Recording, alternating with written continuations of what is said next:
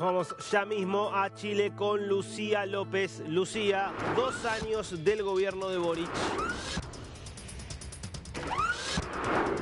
Efectivamente, mitad de mandato. Recordemos además que aquí en Chile no hay elecciones para repetir una presidencia, un mandato presidencial. Así es que la pregunta es si Boric logrará en estos 2 años construir una masa que le permita entregar el bastión presidencial a una persona de su propia coalición. Entre madurez política y pragmatismo versus incumplimiento de promesas de campaña de un joven mucho más reformista, es la discusión que hoy hay en torno a estos 2 primeros años y con la que vamos a profundizar en una conversación con el analista político y también académico de la Escuela de Gobierno de la Universidad Central, Marco Moreno, que está aquí a mi lado. ¿Cómo está, Marco? Primero, muchas gracias por recibirnos. Y segundo, vamos a partir por el final, Darío. Primero, su veredicto. Bueno, efectivamente, a los gobiernos se lo evalúa por sus resultados y por lo tanto resultado es la palabra que encumbra aún de un gobierno y de alguna manera entonces si juzgamos por esa variable, evidentemente el nivel de cumplimiento de lo que el presidente hizo hace 2 años atrás cuando asumió el gobierno está por debajo de las expectativas de lo que la gente esperaba, ¿no es cierto? Y de que el propio gobierno ha reconocido que no ha podido cumplir, por lo tanto desde ese punto de vista hay un nivel de incumplimiento respecto de lo que eran las promesas con las cuales el presidente llegó a gobernar. Claro, ahora, si fue necesario o no, también es parte de la conversación, porque lo ha dicho el propio presidente, y antes de darte la palabra, Darío, en las entrevistas durante este fin de semana. ¿Cuánto influyó el plebiscito constitucional, el primero, ¿no es cierto?, en cambiar las prioridades, que ha sido la palabra clave que ha usado el presidente? ¿Fue necesario efectivamente cambiar la agenda? Sí, efectivamente.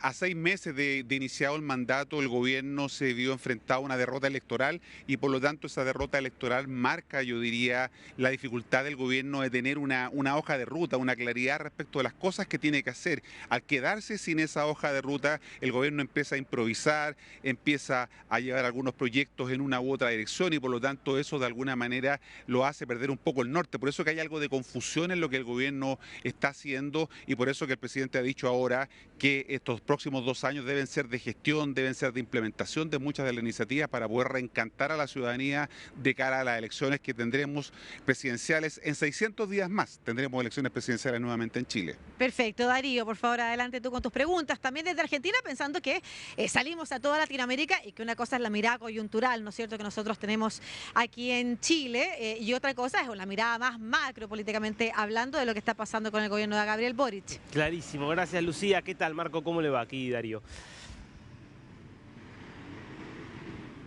Hola, Darío. Bueno, me quedo un poco con esto que planteaba y la pregunta es, ¿no pudo cumplir con las expectativas porque lo que había planteado en campaña era utópico y por lo tanto incumplible, o porque hubo problemas graves de gestión que le impidieron llevar adelante e implementar los objetivos que tenía planteados? Bueno, es una mezcla de las dos cosas que tú señalas. Por un lado, los gobernantes tienen que gobernar, valga la redundancia, el país que les toca, no el que quisieran, ¿no? Y muchas veces tú planteas un programa de gobierno respecto de las cosas que tú crees que le importan a la gente. La evidencia está demostrando que en Chile las prioridades, como decía Lucía, están puestas en otro lugar, no tanto en los temas del ecologismo, del medio ambiente, que es, del feminismo, que siendo cuestiones importantes y relevantes, no son las que la gente considera que son prioridad. Entonces, una dificultad tiene que ver con ese diagnóstico un poco desajustado de lo que es la realidad. Y en segundo lugar, que este es un gobierno de minoría y para poder gobernar necesitas mayorías, especialmente para aprobar proyectos en el Congreso. Y esa ha sido una de las principales dificultades del gobierno, que al no tener mayorías parlamentarias no puede llevar adelante su agenda y no puede cumplir con las reformas que se comprometió con la ciudadanía. Claro, efectivamente, y para darte la palabra nuevamente, Darío, lo que dice Marco es importante respecto de cuál era el país en el que se postuló y creció la figura de Gabriel Boric como diputado y cuáles eran los temas que estaban en la agenda versus una vez que asume, y post estallido social además, y post proceso constituyente, qué país es el en el que le toca gobernar. Adelante, por favor, Darío. Claro. Ahora, pensando justamente en esta situación, y en lo que viene ocurriendo en Chile. Obviamente Boric planteaba hacer reformas muy fuertes y era su elección misma es una ruptura en lo que es la historia reciente de Chile por las características de su historia y demás. El Chile de hoy, 2 años después, uno podría decir que cambió, como, digamos, de alguna manera, ¿es un Chile diferente al Chile que asumió Boric? ¿O hay que decir que es esencialmente el mismo país y que las transformaciones entonces que él trataba de hacer quedaron de alguna manera truncas? No, el país ha cambiado desde el año 2019, donde se impuso una demanda de cambio, ¿no? Y eso fue el estallido social de los dos procesos constituyentes. Se ha movido el péndulo hacia una demanda de orden, de seguridad, de que la gente sienta que hay posibilidades de transitar tranquilamente y que no va a haber un problema delincuencial. Esas son las cuestiones que han hecho que este país sea distinto al de 2 o 3 años atrás, y por eso que Lucía tiene razón cuando dice que el presidente está gobernando con una agenda probablemente distinta a la del país que hoy día se tiene. Por eso que yo decía que uno tiene que gobernar con los problemas que tiene, con los ciudadanos que tiene, no con el país que quisiera. Desde ese punto de vista, bueno, y solo voy a mencionar el hecho de cómo la pandemia también influyó en las calidades de vida de las personas y cambió las prioridades también al considerar que hay fenómenos asociados a la pandemia que crecieron posteriormente, como el del crimen organizado transnacional al que tú te referías también hace unos momentos a propósito de lo que está pasando en Rosario, Argentina. Pero el tema en discusión aquí en Chile, para contarle a Latinoamérica, es precisamente entonces qué es lo que pasa y cuál es el votante que está todavía tan fiel a Gabriel Boric. Todos los números, la Academia es una encuesta semanal, 27 puntos, las mensuales le pegan los 30 puntos, de los cuales prácticamente no ha bajado, que uno puede decir, bueno, 30 puntos es poco, pero la verdad es que no hay gobierno anterior, Michelle Bachelet, Sebastián Piñera, que a la mitad de su mandato haya estado en ese nivel de aprobación. Estaban mucho más bajos, algunos por bajo los 2 dígitos incluso. Entonces hay un público, por decirlo de alguna manera, votante, que se mantiene fiel a Gabriel Boric. Y ahí la pregunta es dónde está ese porcentaje de votos que se mantiene fiel y a dónde tendría que ir a conquistar, considerando que se vienen elecciones municipales, de gobierno regional también durante este año y en 600 días más, como bien nos decía Marco, en las presidenciales. Entonces, la pregunta es si está bien que haya girado en la agenda hacia el pragmatismo o, como se le criticaban en algunas columnas de este fin de semana, es un gobierno que incumplió su reforma y que era también el tema que tú habías señalado, por distintas razones. Y a eso sería bueno también que se refiriera a Marco. Sí, efectivamente, el presidente ganó hace poco más de 2 años la elección con voto voluntario en Chile.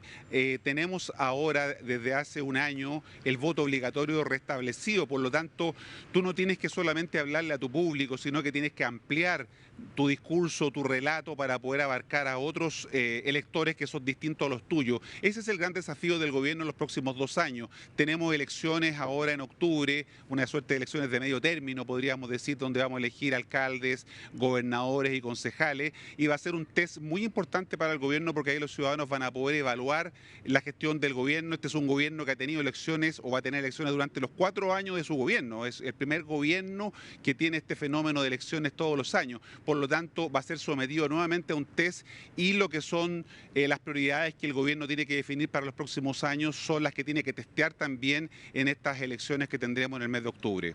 Claro, se critica en Chile y una de las cosas que se quería reformar del sistema político, le cuento a toda Latinoamérica, además, porque son discusiones que se están dando también en otros escenarios, era la posibilidad de aumentar la cantidad de años de gobierno o avanzar hacia una reelección, posible reelección. Era parte incluso de las discusiones de los 2 proyectos constitucionales, porque un gobierno de 4 años es prácticamente un gobierno que no alcanza a gobernar antes de empezar a hacer campaña, e imagínate el resultado de eso mismo a la hora de tratar de ser gobierno, pero teniendo elecciones todos los años, 2 plebiscitos más estas otras elecciones a las que se refería Marco, Darío.